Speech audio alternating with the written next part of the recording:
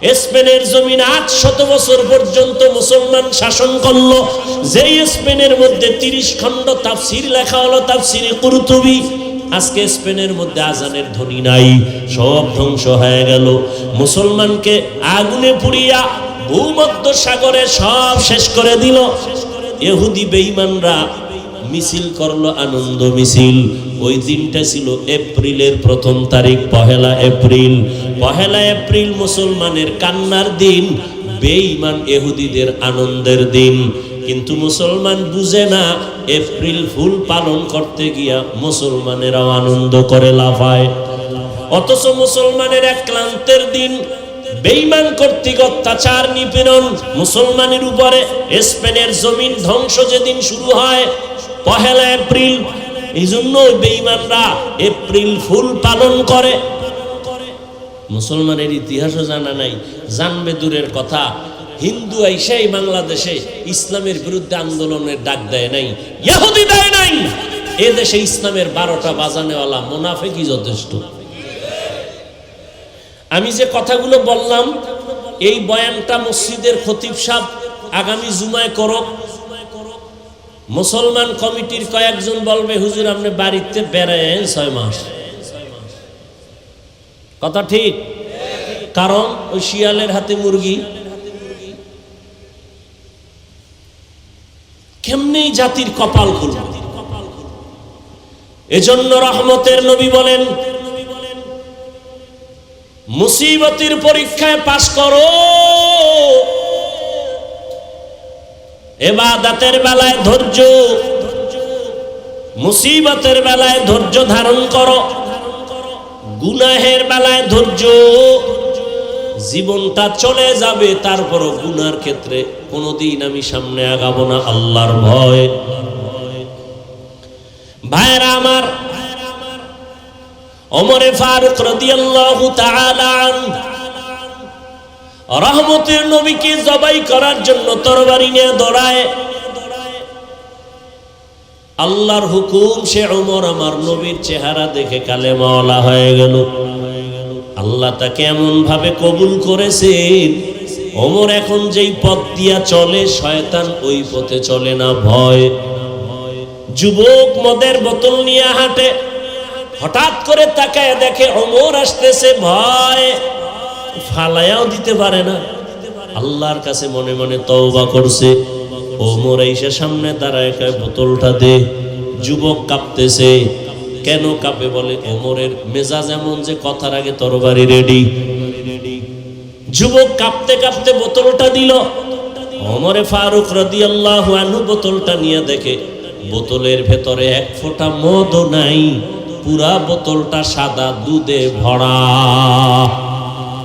हर के दारत खौफे हक दर दिल मदन जन्नतुल मअवा देहत उरा मकाम।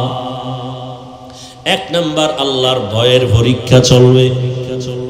ওমরে ফারুক রাদিয়াল্লাহু আনহু দিনের বেলা বিচার করেন, রাতের বেলা মানুষের বাড়ি যায় ঘুরেন। ঘুরতে ঘুরতে দেখে একটা বাগানের মধ্যে আগুন জ্বলে। আরো সামনে আগাইলেন, বিয়ে দেখেন ভেতরে মহিলাদের কণ্ঠের আওয়াজ। ওমর দূরত্ব বজায় রেখে চুপ করে দাঁড়ালেন। ওমর এখানে আছে কেউ জানে না। শুনে মহিলারা কথা কয়। এক মা তার কন্যাকে বলে, ও আমার মেয়ে, আগামীকাল বাজারে দুধ বিক্রি করতে নিবা, গাভীর দুধ, পানি বেশি দিও। মেয়ে ডাক দিয়ে কয়, মা খবরদার, আর একবারও বলবা না, ওমর যদি শুনে কল্লা ফেলে দিবে। মা বলে, ওমর তো দেখবে না। ওমর কই? ওমর কোথায়? ঘরের পাশে দাঁড়ানো। মেয়ে ডাক দিয়ে কয়, ওমর তো দেখবে না। আর মা বলে, ওমর দেখবে না।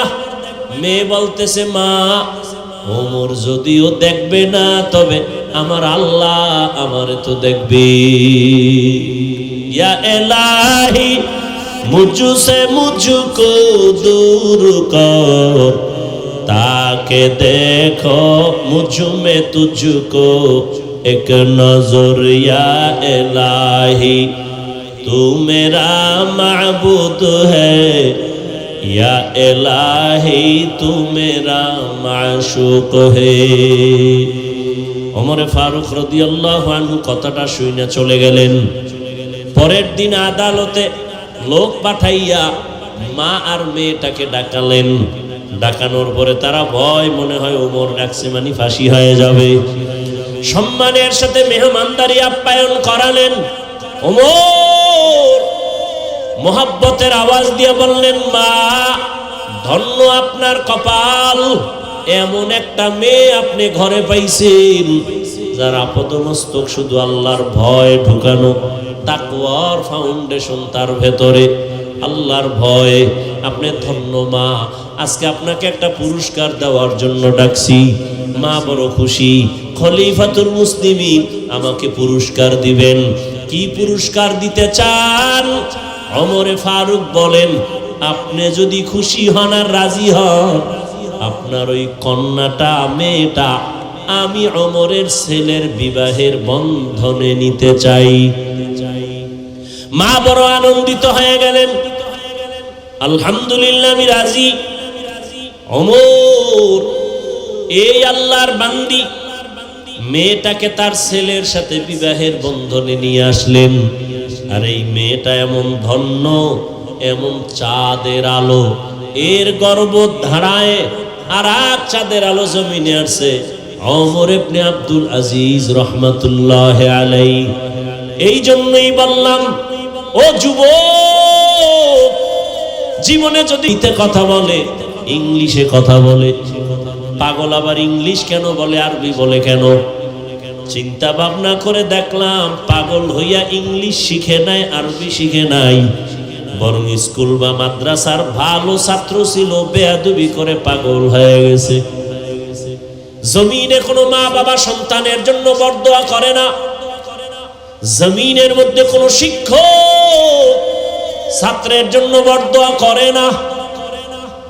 কিন্তু কষ্ট যখন আসে তখন একটা নিঃশ্বাস বের হয়, আহ, এই নিঃশ্বাস একটা অভিশাপ, একটা নিঃশ্বাস। আসমান থেকে ফয়সালা চলে আসে। قال رسول الله صلى الله عليه وآله وسلم اثنان يعجلهما الله في الدنيا البغي وعقوق الوالدين।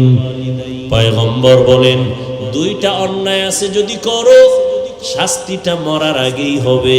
প্রথম অন্যায়ের নাম জুলুম, দ্বিতীয় অপরাধের নাম মা বাবার সাথে বেয়াদবি। জুলুম আবার তিন প্রকার: আল্লাহর সাথে জুলুম, নিজের সাথে জুলুম, অন্যের সাথে জুলুম। আল্লাহর সাথে জুলুমের নাম শিরিক, ইন্নাশ শিরকা লাযুলমুন আযীম। নিজের সাথে জুলুম আবার আলাদা আলাদা। আমি নিজে মানে শুধু ব্যক্তি একা না, কু আনফুসাকুম ওয়া আহলিকুম নারা। আল্লাহ আমাকে হাত দান করেছেন, এটার আলাদা ডিউটি আছে, বিনা কারণে আল্লাহ দেন নাই। 5টা আঙ্গুল দিছেন, এক একটা আঙ্গুলের মধ্যে আবার 4টা করে দাগ আছে, গিরা আছে। কি বলে এলাকায়? আঙ্গুলের এগুলির কি বলে? হ্যাঁ, গিরা। এরকম কয়টা আছে এক আঙ্গুলে? 5টায় কয়টা? 5 আঙ্গুলে কয়টা? 20টা করে এখানে গিরা লাগানো আছে, দাগ দেওয়া। এটাও আল্লাহ বিনা কারণে দেন নাই। বান্দা তুমি নামাজ পড়িয়া সালাম ফিরাইয়া 33 বার সুবহানাল্লাহর আমল করো, 33 বার আলহামদুলিল্লাহর তাসবিহ পড়ো, 34 বার আল্লাহু আকবারের তাসবিহ পড়ো। ডান হাতের আঙ্গুল গনে গনে গনে গনে হক আদায় করো। আল-ইয়াওমা নাখতিমু আলা আফওয়াহিহিম ওয়া তুকাল্লিমুনা আইদিহিম ওয়া তাশহাদু আরজুলুহুম বিমা কানু ইয়াকসিবুন। দস্তগোয়াদ মঞ্চুনি দুজদিদাম, লবগোয়াদ মঞ্চুনি বসিদাম, চশমগোয়াদ চিদাম গমজাহারাম, গোশগোয়াদ চিদাম সমরুল কালাম। হাতটা আল্লাহ যেই কাজের জন্য দিছে, ওই কাজে হাতকে ব্যবহার না করা হাতের জুলুম। আল্লাহ দুটো চক্ষু দান করেছেন ডিউটি করার জন্য। আল্লাহর দেওয়া ডিউটিতে যদি ওই চোখ ব্যবহার না করা হয়, চোখের জুলুম। এই চক্ষু দিয়া মা বাবা দেখবা সওয়াব, এই দুইটা চক্ষু দিয়া আল্লাহর প্রিয় ওলিদের চেহারা দেখবা সওয়াব, এই দুটো চক্ষু দিয়ে আল্লাহর কোরআন খুলে তাকায় তাকায় দেখবা সওয়াব। এই চোখ দিয়া বান্দা তুমি বাইতুল্লাহ দিয়ে তাকায় থাকবা সওয়াব। যদি এর বাহিরে তাকাও চোখের জুলুম। জবান আল্লাহ দান করেছেন যে ডিউটি করার জন্য, ডিউটি না করলে জবানের জুলুম। এগুলো আমার ব্যক্তি, পুরো ব্যক্তি। এবার আহাল, আল্লাহ ছেলে দিছেন, ছেলে আমার আহাল। আমি স্বামী, স্ত্রী আমার আহাল। আমি শিক্ষক, আমার ছাত্র আহাল। আমি মসজিদের ইমাম, আমার মুসল্লিগণ আমার আহাল। আমি আলেম, উম্মত আমার আহাল। কু আনফুসাকুম ওয়া আহলিকুম নারা, জাহান্নাম থেকে ইমাম সাহেব তুমি আগে বাঁচো, তোমার মুসল্লি আহালদেরকেও বাঁচাও। জাহান্নাম থেকে বাবা নিজেকে আগে বাঁচাও, তোমার আহাল সন্তানকে বাঁচাও। জাহান্নাম থেকে স্বামী তোমাকে আগে বাঁচাও, তোমার আহাল স্ত্রীকে বাঁচাও। নিজে বাঁচলাম হয়ে গেল না, কোনোদিন হবে না। রহমতের নবী সুন্দর আদর্শের কারণে মক্কার মানুষ এতটা দামি হয়ে গেল, সারা দুনিয়ার মানুষের জন্য কিয়ামত পর্যন্ত এক একজন সাহাবী এক একটা নক্ষত্র। নবী বলেন আসহাবী কান নুজুম, আকাশের তারকার মতো এক একজন সাহাবী উম্মতের হেদায়েতের জন্য। আকাশের তারকার সাথে তুলনা কেন? বলে আরবের মানুষ, এখনো মানুষ আছে ওই কক্সবাজার, আমাদের কুয়াকাটা বঙ্গোপসাগরের অনেক ভেতরে যায় মাছ ধরার জন্য। গভীর পানির মধ্যে গিয়া জাল ফেলে, ইলিশ গভীর পানির মধ্যে থাকে, 200, 300, 500 হাত পানিতে গিয়া জাল ফেলে ইলিশ মাছ ধরার জন্য। ওখানে তো নেটওয়ার্ক নাই, তো জেলেরা চলাফেরা করে কেমনে? কয় তারকা দেখে আমরা এরপরে রাস্তা খুঁজি, ওটা ওরা বুঝে। আরবের মানুষ তারকা দেখে ভালো মন্দ যাচাই করে। রহমতের নবী বলেন উম্মত কিয়ামত পর্যন্ত আমি আর কোনোদিন আসব না, আমার রেখে যাওয়া আদর্শ আর আমার সাহাবায়ে কেরামের আদর্শ দেখে তোমরা হেদায়েতের পথ নির্ণয় করো। কারণ আমার এক একজন সাহাবী হেদায়েতের জন্য একটা তারকা। আজকে প্রতিযোগিতা লাগছে সাহাবায়ে কেরামের বিরুদ্ধে কথা বলার, আছে না নাই? কোন হিন্দু কিন্তু এই প্রতিযোগিতায় নাই, ইহুদিও নাই, খ্রিস্টান নাই, বৌদ্ধ নাই, বিধর্মীরা নাই, নামদারি মুসলমানরা প্রতিযোগিতা লাগছে। বাংলার জমিনের মধ্যে বসিয়া ওমরে ফারুক রাদিয়াল্লাহু তাআলা আনহুকে ভণ্ড বলার মতো সাহস করনে ওলা টুপিওয়ালাও আছে।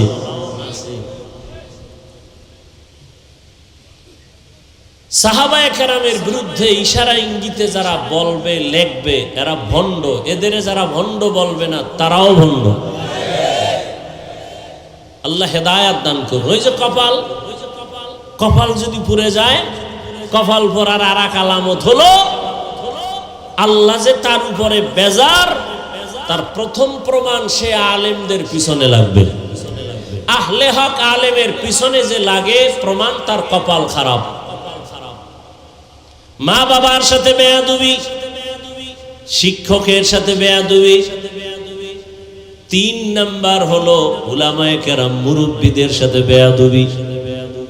এই ছোট্ট বয়সে যা দেখলাম এই 3 জায়গায় বেয়াদবি করিয়া একজনও দুনিয়াতে সফল হতে পারে নাই। এই অল্প বয়সে অনেক কিছু দেখছি। 2004 সালে আমি দাওরা শেষ করলাম। আমাদের ক্লাসে একটা ছাত্র ছিল বড় ভালো, কিন্তু হুজুরদের সাথে উল্টা পাল্টা করতো, মা বাবার সাথে। দেখছি চোখে তাকায় যে বাবা মোনাজাত দিয়ে বড় দোয়া করে, আল্লাহ ধাক্কাইয়া দেওবন্দে লয়ে গেছে, 1 নম্বরে পাস আইছে বাংলাদেশে। নাম কইলে ফেসবুকের গোলামরা সবাই চিনবে, যাদের জীবন মরণ ফেসবুক।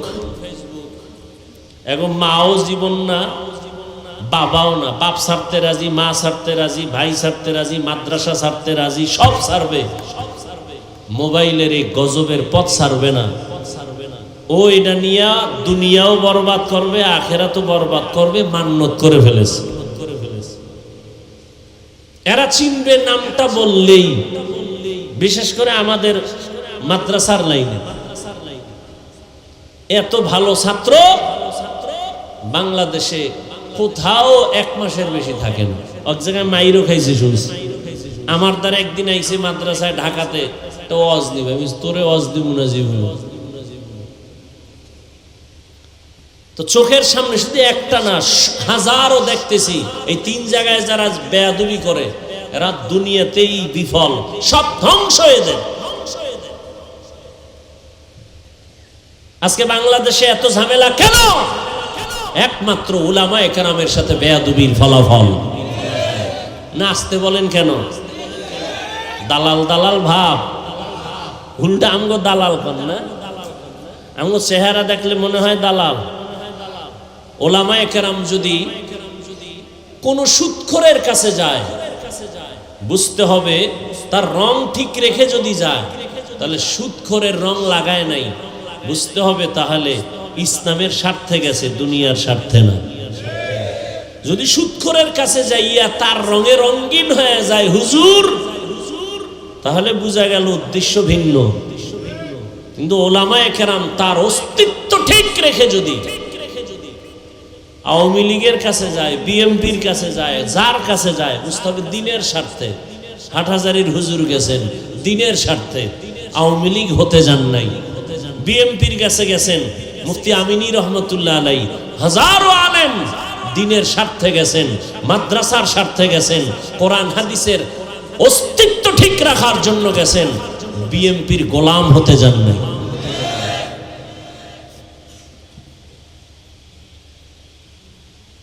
হ্যাঁ, লোকমা দেয়, বয়ে বয়ে লোকমা দেয়। কি লোকমা দেনেওয়ালা? ইমাম সাহেব নামাজে দাঁড়াইছে, ভুল হইল তো লোকমা দিবে, এটা সুন্নত। ইমাম সাহেব নামাজে দাঁড়াইলে ভুল হয় না? কথা বলেন না কেন? মাগরিবের নামাজে দাঁড়াইছে, মাইকে তেলাওয়াত শুরু করছে। মসজিদের পাশে তো বাহিরে চায়ের দোকান থাকে না, থাকে না?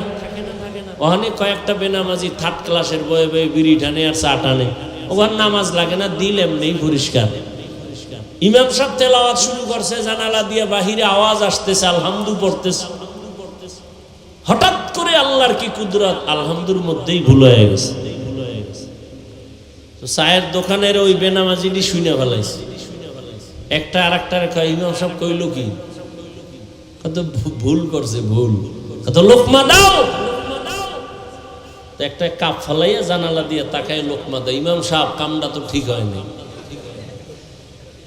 এটা লোকমা না বেয়াদবি? বলেন, এটা লোকমা না বেয়াদবি? খবরদার, লোকমা দিও, বেয়াদবি করিও না। বলে গেলাম, লোকমা দিও, বেয়াদবি করিও না, মরার আগে পঙ্গু হয়ে যাবি। এখন লোকমা দেবে কারা? বলেন, মুসল্লিরা। ইমামের পিছনে মুসল্লি আছে 500, এরা সবাই যদি একটা লোকমার নিয়তে চিৎকার দেয়, তো চাই দেখবে যে ইমাম নাই, জাকাতে স্টক করছে। হবে? লোকমা কিভাবে দিতে হবে? নিয়ম আছে না নাই? পেছনে একজন যোগ্য ব্যক্তি দাঁড়াবে। কার পিছনে? ইমামের পেছনে। যোগ্য ব্যক্তিকে সভাপতি, এলাকার বড় সুদখোর। কি না, তার সভাপতি বানাইছেন কেন? এলাকার বড় সুদখোর, সে যোগ্য, নাইলে মসজিদের সভাপতি বানাইছেন কেন? মসজিদের সেক্রেটারি কেন? এই জন্যই তো কই কপাল পুড়ছে। শিয়ালের হাতে দিছে মুরগি আমানত 3 দিন, শিয়াল কয় দোয়াও চাই মাফও চাই, এটা ফ্যাটের ভিতরে গিয়ে কি মা হয়ে গেছে, আর ফেরত দেওয়া যাবে না। এ জাতির কপাল পুড়েছে।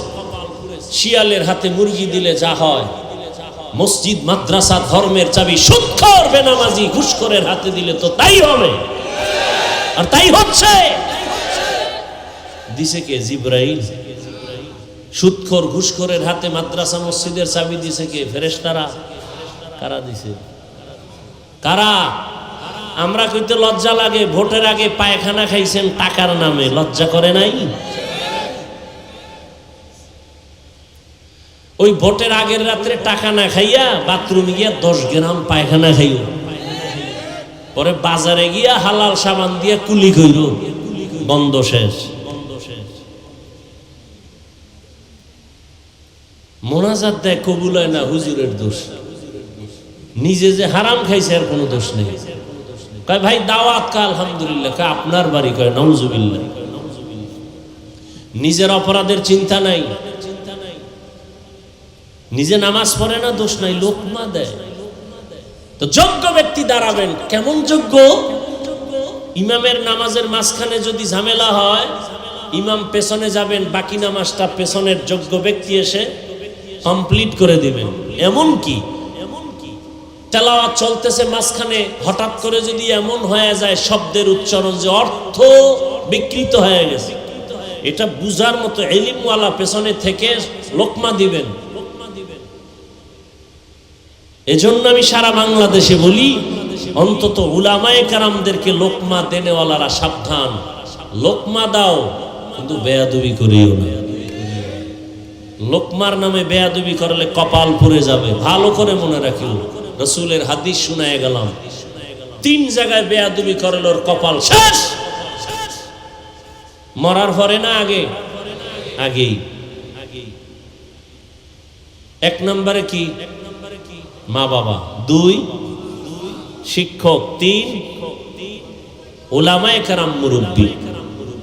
শুধু ওলামা না, এলাকার মুরব্বী আছে, আলেম না, 5 ওয়াক্ত নামাজ পড়ে, ভালো মানুষ, তার সাথেও বেয়াদবি করে। কত রিক্সা চালায় মুরব্বী, তার সাথেও বেয়াদবি করে 5-10 টাকা নিয়ে। বরদোয়া হাত উঁচু করে করা লাগে না, দিল থেকে যখন কষ্ট হয় সেটাই বরদোয়া। আল্লাহ হেদায়েত দান করুন। লিকুল্লি শাইইন জিনাতুন ফিল ওয়ারা ওয়াজিনাতুল মারই তামামুল আদাবি। এত বয়ান চলতেছে, সুন্দর বয়ান, আপনারাও কম জানেন না। মাইকলে টান দিলে আপনারটাও সুন্দর বয়ান হবে, কণ্ঠও খারাপ না, কিন্তু আমলের খাতা শূন্য কেন? একমাত্র কারণ আল্লাহর আযাবের ভয় অন্তরে নাই। এ কারণে চোখের মধ্যে পানি নাই, মোনাজাতে কান্না নাই, দিলের মধ্যে অন্যের প্রতি কোনো দরদ নাই। একজনকে আমি হেফাজত করব, কিন্তু না, আমি একজনকে মানুষের সামনে লজ্জা দিতে পারলে বড় আনন্দ লাগে। এজন্য আল্লাহ পাক বলেন, ও মুমিন, আমি 5টা জিনিসের মাধ্যমে তোমাদের পরীক্ষা করব। 1 নাম্বার জিনিস হলো ভয়, দ্বিতীয় হলো ক্ষুধা। ভয় মানে 4 মাযহাবের 4 ইমাম, এর মধ্যে একজন ইমাম শাফিঈ রাহমাতুল্লাহি আলাইহি বলেন, এখানে ভয় মানে হলো আল্লাহর পক্ষ থেকে ভয়। আল্লাহর পক্ষ থেকে ভয় হলো জাহান্নামের আযাব। যেই ভয়টা আল্লাহ আমার নবীকেও দিলেন, ইয়া আইয়ুহান নাবিয়্যুত্তাকিল্লাহ ওয়ালা তুতিইল কাফিরিনা ওয়াল মুনাফিকিন। ও নবী, আপনি আমাকে ভয় করেন, কাফের মুনাফিকের অনুসরণ করবেন না। আর একটা ভয় হলো বেঈমানের পক্ষ থেকে ভয়। ফিলিস্তিনের জমিনের ভেতরে ইসরায়েলি কুকুরদের ভয়। ওরা বলে আল্লাহকে মানলে তোমাদেরকে মেরে ফেলা হবে। এই ভয়কে জয় করবে আল্লাহর মহব্বতের বান্দা, জীবনকে বিসর্জন দিয়া দিবে। হাজারো প্রতিকূলতা আসবে, আল্লাহর ভয় আসলটা অন্তরে যখন রাখবে, তখন দুনিয়ার ভয় তার সামনে কিছুই না। এরে নবীর আশিক, আজকে মুসলমানের উপরে এত বিপদ, বাংলাদেশের মুসলমান আমরা মায়ের কোলে আছি মনে করি আমগো বিপদ নাই। না, কি বিপদ নাই তার নিশ্চয়তা কি আছে? মাদ্রাসা বেশি, আলেম ওলামা বেশি। আরে ভাই, এর থেকে তো ভারতের মধ্যে মাদ্রাসা আরো বেশি ছিল, আলেম ওলামা অনেক ছিল। হাজার হাজার মাদ্রাসা ধ্বংস করে দিল, হাজারো হাজারো আলেম ফাঁসির মধ্যে ঝুলাইয়া গাছে টানাইল ব্রিটিশ বেঈমানেরা। স্পেনের জমিন 800 বছর পর্যন্ত মুসলমান শাসন করলো। যেই স্পেনের মধ্যে 30 খণ্ড তাফসীর লেখা হলো, তাফসীরে কুরতুবী। আজকে স্পেনের মধ্যে আজানের ধ্বনি নাই, সব ধ্বংস হয়ে গেল। মুসলমানকে আগুনে পুড়িয়া ভূমধ্য সাগরে সব শেষ করে দিল। ইহুদি বেঈমানরা মিছিল করলো, আনন্দ মিছিল। ওই দিনটা ছিল এপ্রিলের 1ম তারিখ, পহেলা এপ্রিল। পহেলা এপ্রিল মুসলমানের কান্নার দিন, বেঈমান ইহুদিদের আনন্দের দিন। কিন্তু মুসলমান বুঝে না, এপ্রিল ফুল পালন করতে গিয়া মুসলমানেরাও আনন্দ করে লাফায়। অথচ মুসলমানের এক ক্লান্তের দিন, বেঈমান কর্তৃক অত্যাচার নিপীড়ন মুসলমানের উপরে। স্পেনের জমিন ধ্বংস যেদিন শুরু হয় পহেলা এপ্রিল, এই জন্য বেঈমানরা এপ্রিল ফুল পালন করে। মুসলমানের ইতিহাসও জানা নাই, জানবে দূরের কথা। হিন্দু আইসাই বাংলাদেশে ইসলামের বিরুদ্ধে আন্দোলনের ডাক দেয় নাই, ইহুদি দেয় নাই। এ দেশে ইসলামের 12টা বাজানেওয়ালা মুনাফিকই যথেষ্ট। আমি যে কথাগুলো বললাম, এই বয়ানটা মসজিদের খতিব সাহেব আগামী জুমায় করো। মুসলমান কমিটির কয়েকজন বলবে, হুজুর আপনি বাড়িতে বেড়ায় 6 মাস। কথা ঠিক, কারণ ওই শিয়ালের হাতে মুরগি। কেমনি জাতির কপাল খুলবে?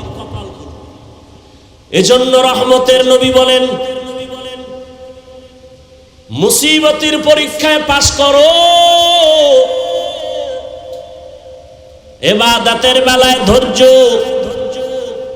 মুসিবতের বেলায় ধৈর্য ধারণ করো, গুনাহের বেলায় ধৈর্য।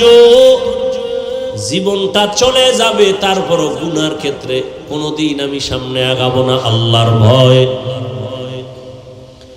ভাইরা আমার,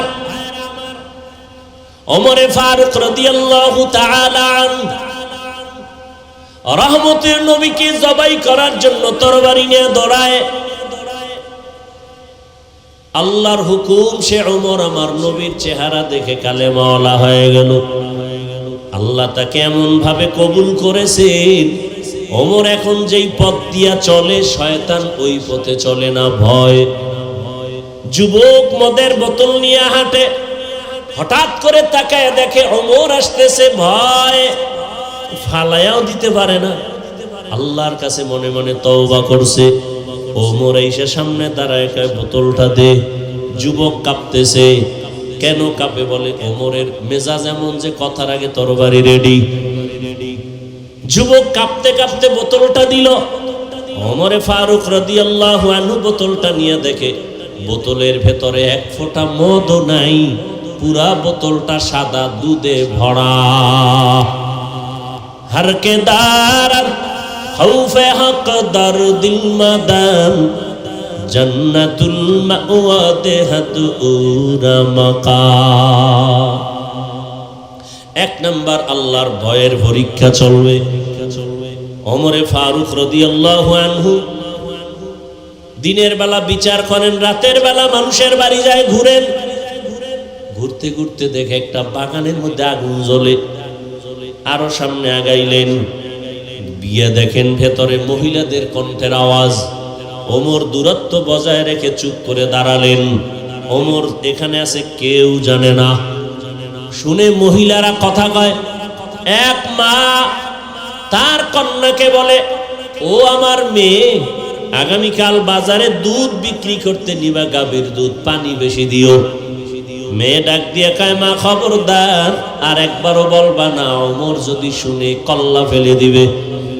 মা বলে, ওমর তো দেখবে না। ওমর কই? ওমর কোথায়? ঘরের পাশে দাঁড়ানো। মেয়ে ডাক দিয়ে কয়, ওমর তো দেখবে না। আরে মা বলে, ওমর দেখবে না। মেয়ে বলতেছে, মা ওমর যদিও দেখবে না, তবে আমার আল্লাহ আমারে তো দেখবে। ইয়া ইলাহি মুঝসে মুঝকো দূর কর, তাকে দেখো মুঝ में तुझको एक नजर। या इलाही तू मेरा माबूद है, या इलाही तू मेरा माशूक है। ওমর ফারুক রাদিয়াল্লাহু আনহু কথাটা শুনে চলে গেলেন। পরের দিন আদালতে লোক পাঠাইয়া মা আর মেয়েটাকে ডাকালেন। ডাকানোর পরে তারা ভয়, মনে হয় ওমর ডাকছে মানে ফাঁসি হয়ে যাবে। সম্মানের সাথে মেহমানদারি আপ্যায়ন করালেন।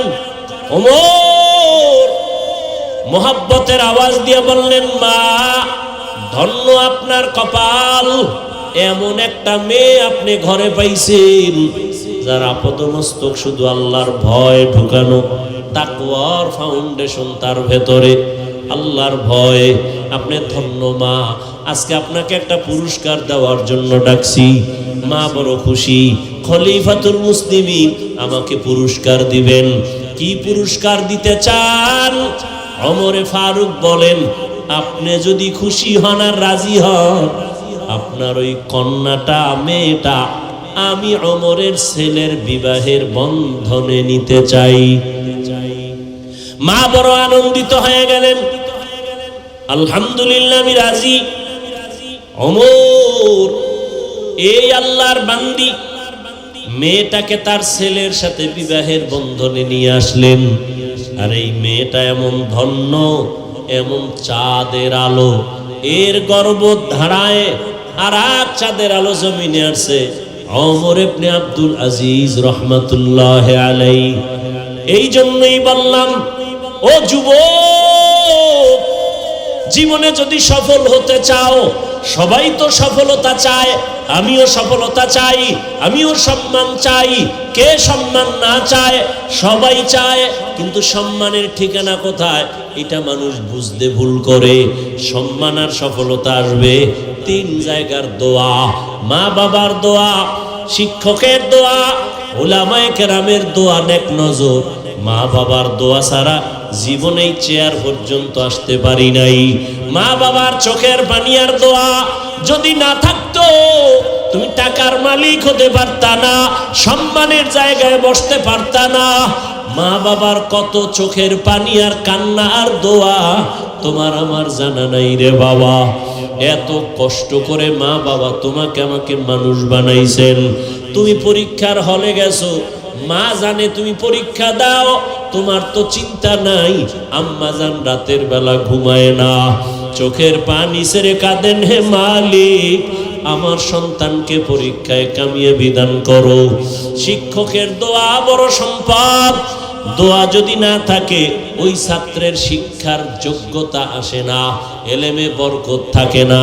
এরে আল্লাহর বান্দা, উলামায়ে কেরামের নেক নজর যদি না থাকে, ওই বান্দার আখলাকের মধ্যে, চরিত্রের মধ্যে কোনো মহব্বত আসে না, আখলাকের মধ্যে কোনো রং আসে না। এই জন্য উলামায়ে কেরামের নেক নজর দরকার, কারণ তাদের নজরের মধ্যে পাওয়ার আছে, তাকওয়ার পাওয়ার। ইয়া আইয়ুহাল্লাযীনা আমানু ইন তাত্তাকুল্লাহ ইয়াজআল লাকুম ফুরকানা। আল্লাহর দেওয়া পাওয়ার, এর নাম ফুরকান। হাদিসের ভাষায় পাওয়ারের নাম ফিরাসাত। ইত্তাকু ফিরাসাতাল মুমিন ফাইন্নাহু ইয়ানজুরু বিনূরিল্লাহ। আল্লাহ তাআলা ফিরাসাতের পাওয়ার দান করেন। আল্লাহর প্রিয় গোলাম, কোন বেঈমান বেনামাজিকে এই পাওয়ার আল্লাহ দিবেন না। আল্লাহ পাওয়ার দান করেন। এরা অনেক কিছু দেখেন ওই পাওয়ার দিয়া, যেটা তুমি আমি দেখতে পাই না। তবে এরা চামড়ার চোখ দিয়া দেখেন না, আল্লাহর দেওয়া নূরের আলো দিয়া তারা দেখতে পান। ওমরে ফারুক রাদিয়াল্লাহু আনহু আল্লাহর কাছে এতটা দামি হয়ে গেলেন। রহমতের নবী বলেন, লাউ কানা বাদি নবিয়্যুন লাকানা উমর। আমার পরে আল্লাহ যদি নতুন নবী কাউকে বানাইতেন, ওমর হতো আমার পরের নবী। ও আমার ভাইরা, ও যুবক বাবারা, পর্দার আড়ালের মা বোনেরা, কয়দিন দুনিয়ায় বাঁচবেন? চোখের সামনে শুধু মরণের লাশ আর লাশ। একটা সন্তানকে মানুষ বানায় যান, ডাক্তার বানান, বাধা নাই, মানুষ বানাইয়েন মানুষ। ডাক্তার হওয়া আলাদা, মানুষ হওয়া আলাদা, মাওলানা হওয়া আলাদা, মানুষ হওয়া আলাদা, ইঞ্জিনিয়ার হওয়া মানুষ হওয়া বড় ভিন্ন জিনিস। আমি বক্তা হইছি ঠিক, আমি পীর হইছি ঠিক, তবে মানুষ হইতে পারলাম কিনা চিন্তা। গর্বা সুরত আদমি ইনসাবুদে আহমদ বু জাহলো হামেক সাবুদে। মানুষ হওয়া বড় কঠিন জিনিস। এজন্য সন্তানটারে ডাক্তার বানাবেন, ইঞ্জিনিয়ার বানাবেন, প্রফেসর বানাবেন, কোনো বাধা নাই। তবে দাবি খবরদার যেন সন্তান বেয়াদব না হয়।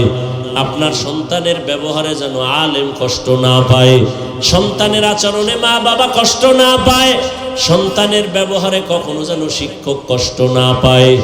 ডাক্তার যদি হও যুবক, আদর্শমান আদো বলা ডাক্তার হইও। হাটহাজারী আর চট্টগ্রাম না, কপাল যদি খুলে যায় ডাক্তার হইয়াও দেখবা সারা দেশের মধ্যে তোমার সম্মান। তবে এই সম্মানের জায়গা পেতে হলে মা বাবার দোয়া লাগবে, শিক্ষকের দোয়া লাগবে, আলেমদের দোয়া লাগবে, না হয় সম্ভব না। আর বেয়াদবি কইরা যদি ডাক্তার হও, তাসলিমার মতো জুতার বাড়ি খেয়ে জমিন থেকে পালাতে হবে। ইঞ্জিনিয়ার হও, সম্মানের ইঞ্জিনিয়ার, আদর্শবান।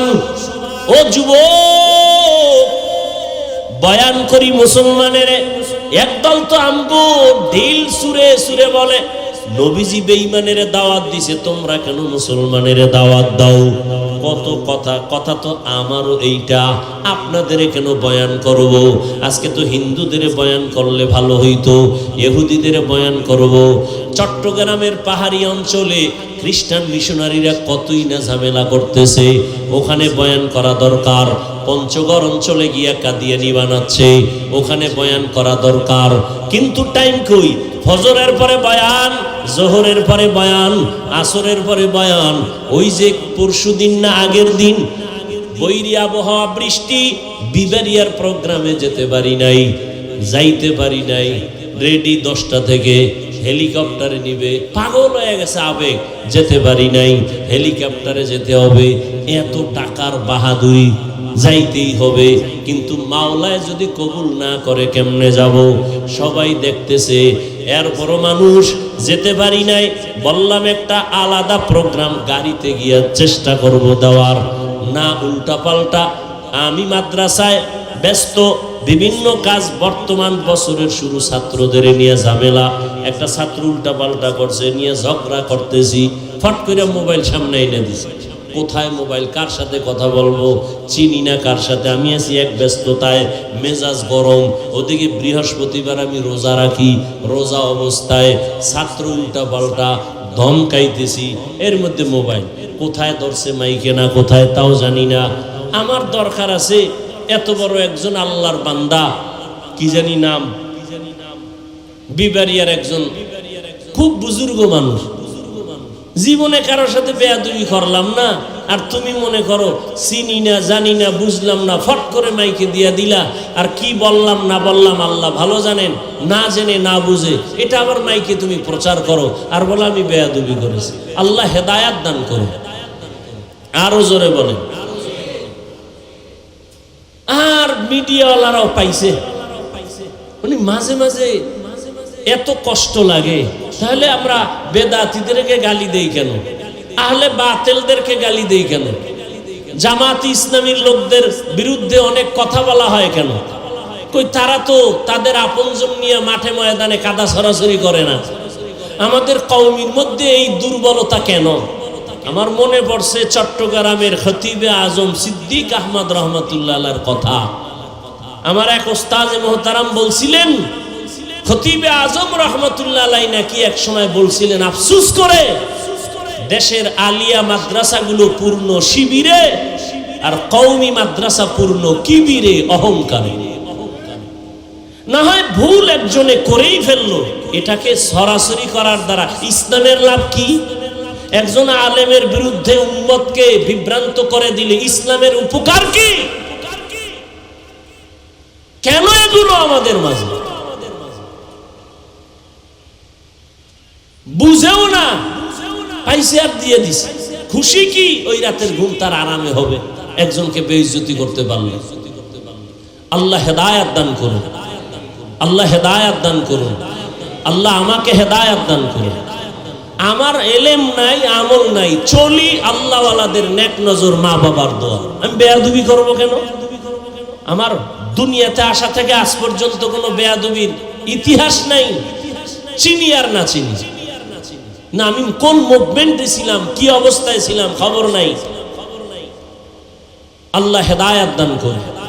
তো যে কথা বলতেছিলাম, এত কষ্ট কষ্ট গাধার মতো দৌড়াচ্ছি,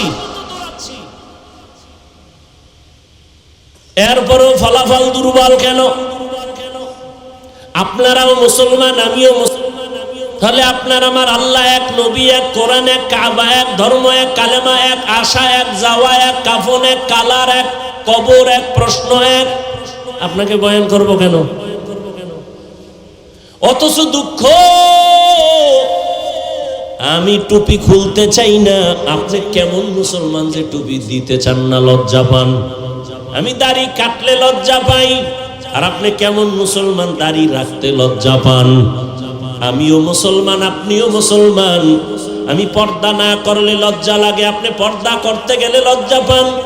আমি মসজিদে না ঢুকলে লজ্জা পাই, আপনি ঢুকতে গেলে লজ্জা পান। বুঝি না আমরা কি ভুলে আছি নাকি আপনারা ভুলে আছেন?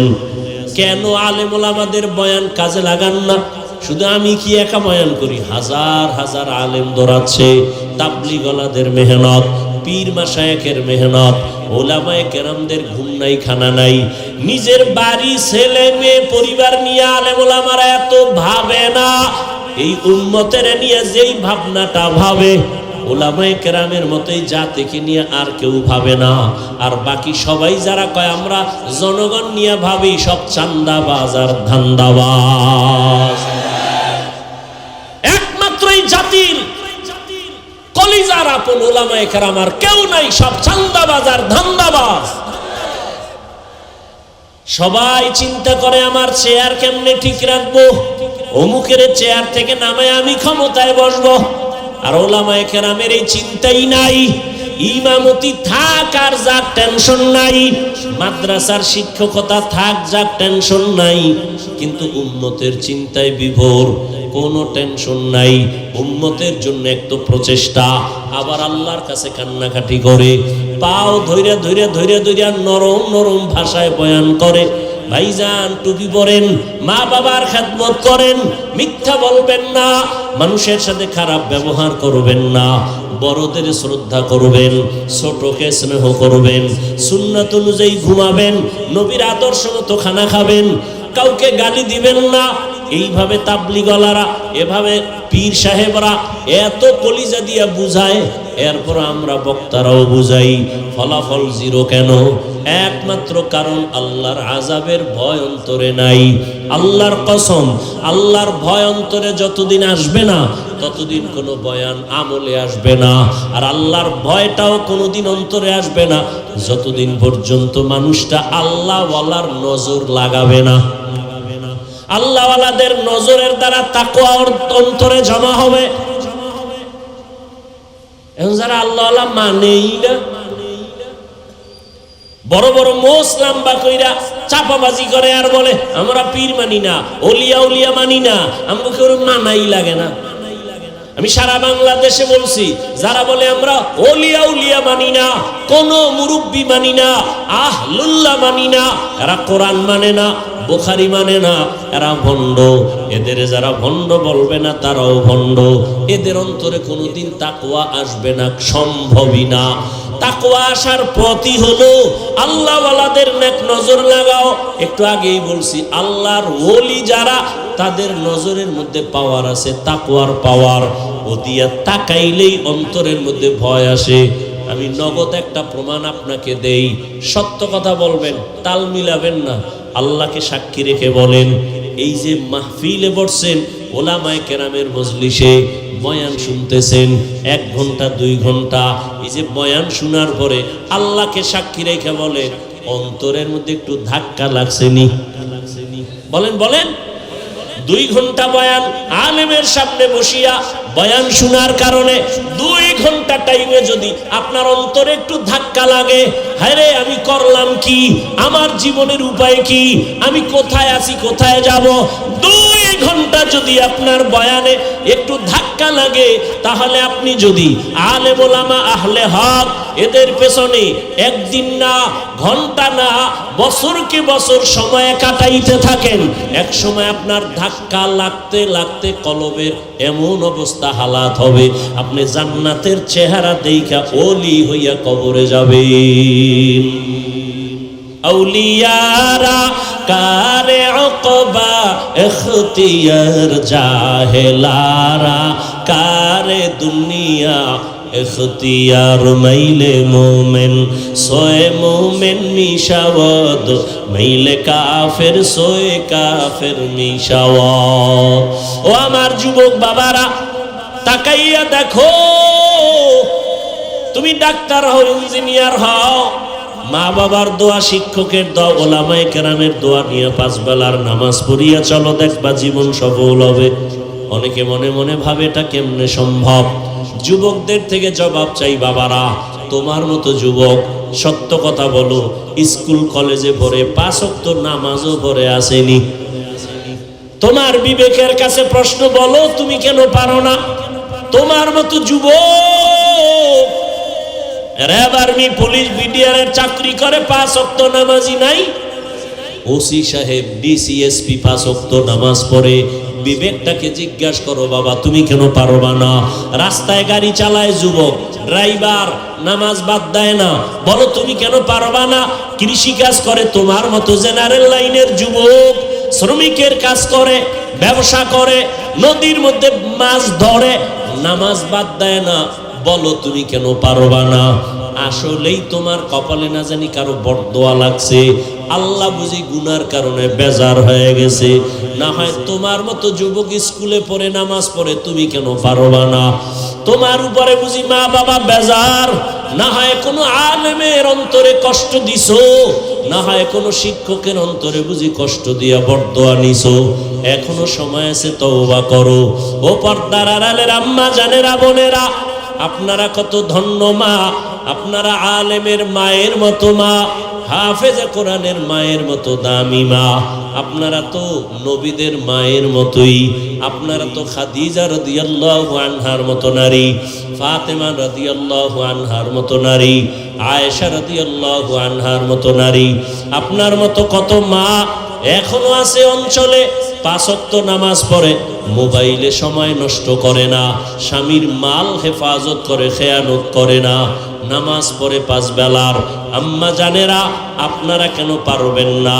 5 ওয়াক্ত নামাজ পড়বেন, স্বামীর মাল হেফাজত করবেন, মোবাইলে সময় নষ্ট করবেন না, সন্তানটাকে আদর্শওয়ালা ডাক্তার বানাবেন, কোরআন পড়াবেন, সন্তানটাকে নামাজি বানাবেন, ডাক্তার হইয়াও তেলাওয়াত করবে, মা বাবার জন্য দোয়া করবে, সবাই তার জন্য দোয়া করবে। এরে আম্মা জান, এখনো সময় আছে, তওবা করেন। বৃদ্ধ বাবাজি, আপনার মতো কত বুড়া মানুষ মসজিদে গিয়া 5 ওয়াক্ত নামাজ পড়ে, আপনি কেন পারবেন না? এখনো সময় আছে, তওবা করে নেন। মনে মনে আমার আল্লাহকে বলেন, হে আল্লাহ, জীবনে তো গুনাহ কম করি নাই, আমার গুনার খবর আমার মা বাবা আপনজনেরা জানে না, আমার গুনার কারণে আমার হাত না পাক, আমার চোখ না পাক, জিহ্বা না পাক, অন্তর না পাক। ও আল্লাহ, কত নামাজ ছেড়ে দিলাম, মনে চাইছে দাড়ি কাটবো, কেটে ফেলেছি, মনে চাইছে পার্কে যাব, দৌড়ায় গেছি, নামাজ আজান শুনিয়াও পড়ি নাই। আর কত, মরণ তো একদিন হবেই, আজকে থেকে তওবা করে নিলাম, যেখানে থাকি যেইভাবেই থাকি, আর নামাজ ছাড়বো না, দাড়ি আর কাটবো না, বেপরদায় চলবো না, মা বাবার দোয়া নিয়া, শিক্ষকের দোয়া নিয়া, ওলামায়ে কেরামের নেক নজর দোয়া নিয়া, নবীজির আদর্শ মতো জীবনটাকে চালাবো। তওবা করার মতো যদি নিয়ত হয়, মুনাফিকি যদি কারো অন্তরে না থাকে, আল্লাহর ভয় অন্তরে নিয়া খাঁটি তওবার নিয়ত যাদের আছে দুটো হাত আমার আল্লাহকে দেখায় দেই। আল্লাহ হাতগুলো কবুল করে নেন, তওবা কবুল করে নেন। তওবার উপরে মজবুত হইয়া নবীজির আদর্শ মতো চলার তৌফিক দান করেন, আমিন। আলহামদুলিল্লাহি রাব্বিল আলামিন, والصلاة والسلام على سيد الأنبياء والمرسلين وعلى آله وأصحابه أجمعين. يا أرحم الراحمين، يا أرحم الراحمين، يا أرحم الراحمين، رب ارحمهما كما ربياني صغيرا. اللهم إنك عفو كريم تحب العفو فاعف عنا. اللهم إنا نسألك رضاك والجنة ونعوذ بك من سخطك والنار. اللهم إنا نعوذ بك من البرص والجنون والجذام وسيء الأسقام. ও দয়ার মালিক, গুনাহের বোঝা নিয়ে আপনার দরওয়াজায় হাজির। কত উলামায়ে কেরাম, কত তালিবুল ইলম, কত মুরব্বি হাজী সাহেব, কত ব্যবসায়ী চাকরিজীবী, আয় আল্লাহ, কত যুবক, কত ছাত্র, পর্দার আড়ালে কত মা বোনেরা গুনাহের বোঝা নিয়ে হাজির হয়েছি। আয় আল্লাহ, শয়তানের ধোকায় পড়ে গুনাহ করে ফেলেছি। গুনার কারণে আমার জীবনটা নষ্ট, আমার হাত না পাক, চোখ না পাক, জিহ্বা না পাক, অন্তর না পাক। তওবার নিয়তে হাত তুলেছি, আর গুনাহ করব না। মেহেরবানি করে আমাদের জীবনের সব গুনাহগুলো মাফ করে দেন। আয় আল্লাহ, আয়োজনে মাহফিল কবুল করে নেন। আয় আল্লাহ, সংগঠন কবুল করে নেন, সদস্যবৃন্দরে কবুল করে নেন, মাদ্রাসা কবুল করে নেন, মসজিদ কবুল করে নেন, এলাকায় শান্তি দান করেন আল্লাহ। সারা দুনিয়াবাসীকে মাফ করে দেন আল্লাহ। আয় আল্লাহ, মুসলমানের ঈমান ও আমলকে হেফাজত করেন। আয় আল্লাহ, ফিলিস্তিনের জমিনে রহমতের চাদর বিছায়া দেন আল্লাহ। আয় আল্লাহ, মুসলমানের অত্যাচার কান্না সহ্য করা যায় না। জালেমদের হেদায়াত দান করেন, না হয় ধ্বংস করে দেন আল্লাহ। জালেমদেরকে ধ্বংস করে দেন আল্লাহ, জালেমদেরকে ধ্বংস করে দেন আল্লাহ। বাংলাদেশ শান্তির দেশ বানায় দেন, জুলুম থেকে দেশ ও জাতিকে হেফাজত করেন। সমস্ত মাদ্রাসাগুলো কবুল করে নেন, মসজিদগুলো কবুল করে নেন। আসাতে যায়